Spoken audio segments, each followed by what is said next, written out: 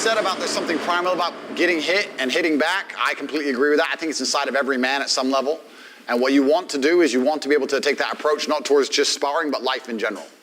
So when you just told me about your scenario, to me that sounds exciting.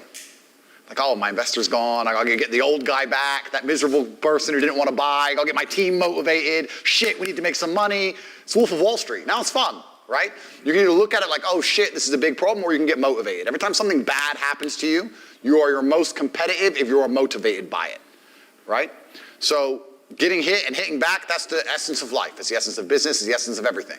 So absolutely. So sparring is a fantastic way to put it out, but also in every single thing that happens in your life, whenever anything bad happens to you, you can be motivated by it. Tristan said in jail, he quoted the Count of Monte Cristo. Was it 13 years in the Chateau d'If? Then the world is mine. So he's saying, we got hit, we got thrown in jail. And the story of the Count of Monte Cristo is a really long story, but he gets thrown in jail unfairly. He comes out of jail, becomes one of the wealthiest and most powerful men in the world, and then gets loads of revenge on all the people who put him in jail. And Tristan kept saying, 13 years in the Chateau d'If, because he spent 13 years in jail, and then the world is mine. So even when we got hit with a Matrix attack, it excited us. We're like, they put us in jail, but now everyone talks about us. Okay, we'll get out one day. 10 years, 5 years, one day we'll get out. How do we take that attention? How do we monetize it? How do we become bigger and better? The people who have attacked me are furious. They made me more famous than ever before. What have they achieved? And that's not by accident.